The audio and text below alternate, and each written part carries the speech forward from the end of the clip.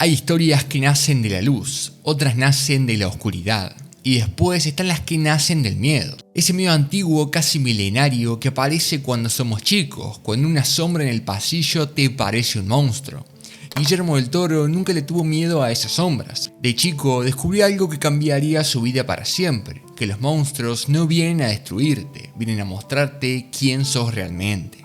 Y esa idea lo acompañó en los momentos más duros, cuando sufrió bullying, cuando su familia no entendía su obsesión, cuando Hollywood le cerró la puerta en la cara y especialmente cuando su papá fue secuestrado y su mundo se quebró en dos. Guillermo no escapó de sus monstruos, los convirtió en vida y los transformó en arte. Y gracias a eso el mundo entero empezó a ver la belleza donde antes solo había miedo.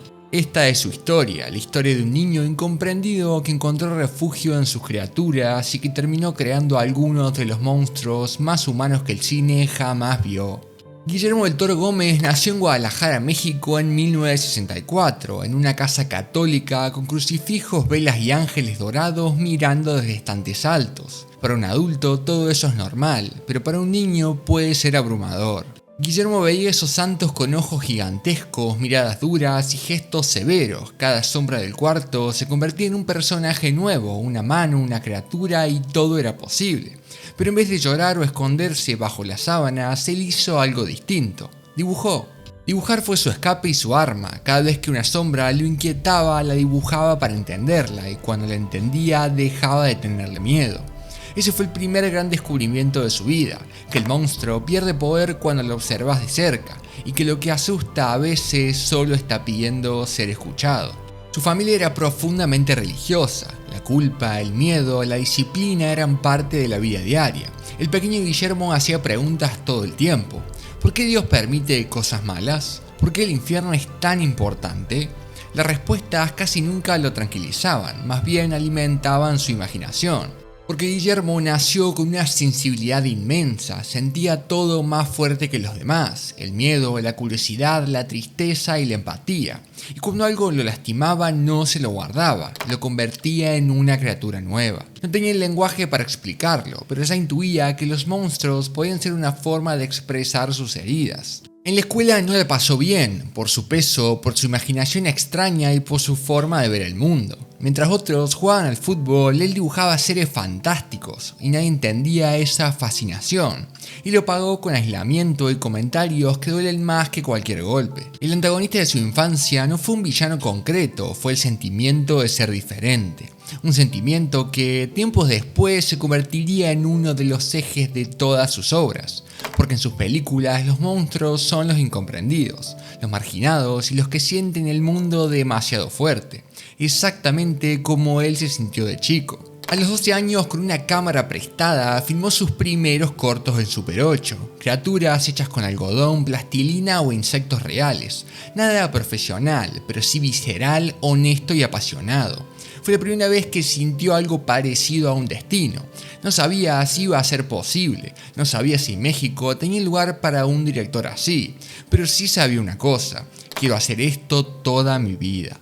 Tenía el impulso, la visión y el porqué, y eso era suficiente para empezar. Su familia veía la fascinación por lo oscuro como algo peligroso. La iglesia decía que lo diabólico no debía explorarse, y las monjas de su colegio le rechazaban por dibujar estas criaturas. A él no le importaba, porque lo monstruoso era sagrado, y este conflicto que duró años se convirtió en su antagonista simbólico.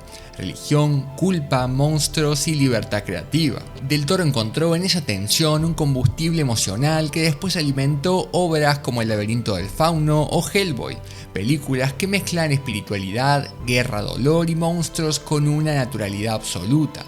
El cine no era una carrera seria, no daba dinero y no tenía futuro en México. Le dijeron que estaba tirando su vida, que debía estudiar algo tradicional, que lo suyo era un hobby. Fue uno de los momentos más tensos de su juventud, pero él no cedió. Yo voy a vivir de contar historias, decía. No como un capricho, como una certeza. Guillermo siempre tuvo ese fuego interno, esa convicción tranquila que nunca se iba a apagar. Por supuesto que el camino no fue sencillo. Antes de ser director, fue maquillador, diseñador de criaturas y casi cualquier rol que le permitiera acercarse al monstruo. Aprendió todo desde abajo, como artesano, como un obrero del cine. Se metía en talleres, en sets y en estudios. Preguntaba, practicaba e insistía. En 1993 dirige Cronos, una película sobre la inmortalidad, la muerte y la obsesión humana. Una historia rara, profunda y adelantada para su época. México no sabía cómo recibirla, pero Cannes sí. Ganó premios y ganó reconocimiento. Para Guillermo fue la confirmación interior de que sí, su camino tenía sentido. Los monstruos estaban por abrirle todas las puertas del mundo, o aunque sea eso creía. Después del éxito de Cronos intenta entrar en Hollywood, y ahí empieza su etapa más dura. Productores lo subestiman, rechazan sus ideas y no querían cosas raras. Hollywood no entendía a Guillermo, intentaba moldearlo, limarlo y normalizarlo. Y él, que siempre fue fiel a sí mismo, no podía con eso. Ese choque con la industria provocó frustración, enojo y duda. Por momentos pensó en abandonar, pero la vida estaba por ponerlo frente a su mayor monstruo real. Un día como cualquier otro del año 1998, la vida de Guillermo del Toro se parte en dos. Su padre, Federico, es secuestrado por un grupo criminal, sin aviso ni explicación. México en ese momento vivió una ola de corrupción profunda. Las autoridades no movían un dedo y cuando lo movían lo hacían para empeorar las cosas. Guillermo se encontró negociando con policías que pedían dinero para ayudar, con funcionarios que prometían todo y no hacían nada, y con amenazas reales, cartas falsas y errores que podían costarle la vida a su progenitor. Ese tormento duró 72 días sin dormir y sin respirar tranquilo. Nunca volvió a ser el mismo. El antagonista de su vida dejó de ser un miedo interno y se convirtió en un monstruo real, la violencia del mundo. Pero incluso en ese caos, el destino movió una pieza inesperada. James Cameron, amigo suyo desde hacía años, escuchó lo ocurrido y no dudó ni un segundo. Pagó parte del rescate, contrató a especialistas y ayudó a la familia del Toro a sobrevivir al infierno. Cuando su padre volvió a casa, vivo, agotado y roto, Guillermo tomó la decisión más dura: irse de México.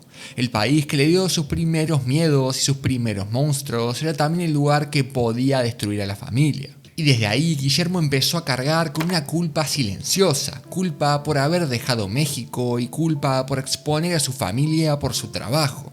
Esa culpa tomó forma artística y la plasmó en criaturas que no son malas sino dolidas. En El Espinazo del Diablo, el fantasma del niño asesinado no es un villano, es una víctima que clama por justicia. En El laberinto del fauno, la monstruosidad real está en los humanos, en el fascismo, la crueldad y el abuso de poder. Sus películas empezaron a hablar del daño que deja la violencia, de lo que pasa cuando la realidad es más cruel que cualquier monstruo imaginario. Ese es el inicio del Toro adulto, el director que ya no hace monstruos por fascinación, sino por necesidad. Ya viviendo fuera de México, Guillermo intenta una vez más meterse en Hollywood. Y otra vez se encuentra con ese enemigo silencioso: la industria no entiende su sensibilidad. Sus guiones eran muy raros, sus criaturas muy extrañas y su estética demasiado emocional. Los estudios querían que rebajara todo y él se negaba, como siempre. Pero entonces algo cambió. Aparecieron productores que sí confiaban en él, productores que querían ver algo nuevo, y así nació uno de sus primeros grandes hitos: Hellboy. Hellboy fue más que un proyecto, fue una declaración. El protagonista es un demonio criado como humano, un ser que todos temen pero que solo quiere hacer el bien. Alguien que no encaja en ningún lado, porque nunca lo dejaron definirse por sí mismo. Hellboy es Guillermo, es su infancia, su adolescencia y su diferencia. Es el monstruo bueno que él vio siempre dentro suyo. Y la película funcionó increíblemente, porque estaba hecha desde la entraña y no desde una fórmula. Pero lo mejor estaba por venir: su obra maestra emocional, El laberinto del fauno. Muchos creen que esta película es una fantasía, pero no creo que lo sea. Es un dolor disfrazado de cuento. Ofelia, la protagonista, es una niña que se escapa de una realidad insoportable: la crueldad humana. Sus criaturas no son malignas, son guías, pruebas y espejos. El hombre pálido representa el consumo, la avaricia, la brutalidad del mundo adulto. El fauno representa la ambigüedad moral. Lo que parece oscuro puede ser guía, lo que parece claro puede ser un engaño. Y la última escena, una de las más potentes del cine moderno, habla sobre sacrificio, inocencia y la última escapatoria posible: la imaginación como refugio final. El laberinto del fauno consolidó su carrera, ganó 3 Oscars y fue aplaudida en todo el mundo. Aunque con esa película su mayor logro fue otro. Los monstruos de Guillermo dejaron de ser criaturas raras y pasaron a ser una forma de contar la verdad. Pero su obra más esperada no iba a llegar hasta el 2025. Frankenstein, el cierre de su tesis emocional. Y no es casualidad. Va de criaturas rechazadas, de padres que fallan, de hijos que buscan amor, del humano en lo monstruoso y de lo monstruoso en lo humano. Es en esencia su historia. Guillermo del Toro pasó toda la vida preparándose para contarla. Es su propia síntesis, su legado y su testamento como artista.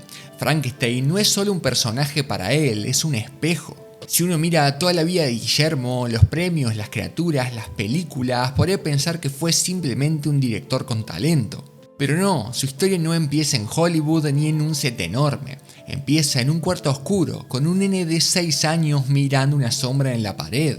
Un nene que no sabía cómo enfrentarse a sus miedos, pero que descubrió algo esencial, que lo que asusta también puede salvarte. Ese descubrimiento fue su superpoder. Lo acompañó en la escuela, en el bullying, en los sermones religiosos y en los momentos donde nadie entendía su sensibilidad. Porque Guillermo no huyó de su monstruo real, lo convirtió en cine.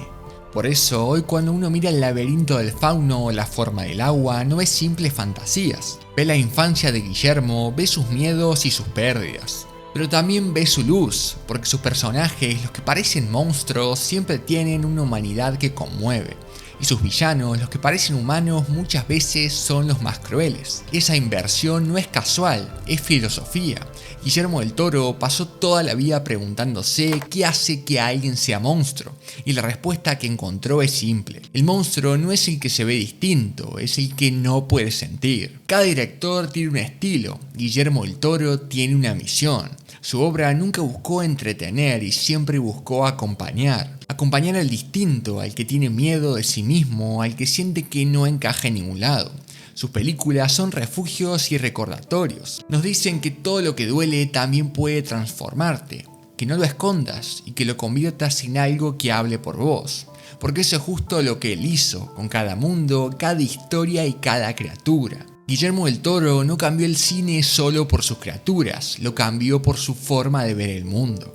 Nos enseñó algo que pocos artistas se animan a mostrar, que la belleza no está en donde todos la buscan, sino en donde nadie se atreve a mirar. Nos enseñó que el dolor se puede transformar en arte, que los traumas pueden encontrar un espacio seguro y que la imaginación es una forma de resistencia. Si te gustó esta historia de uno de los directores más importantes en la historia del cine, no te olvides de dejar tu like en este video y suscribirte al canal, que mientras más seamos, más historias de las personas más famosas y reconocidas del mundo voy a seguir trayendo.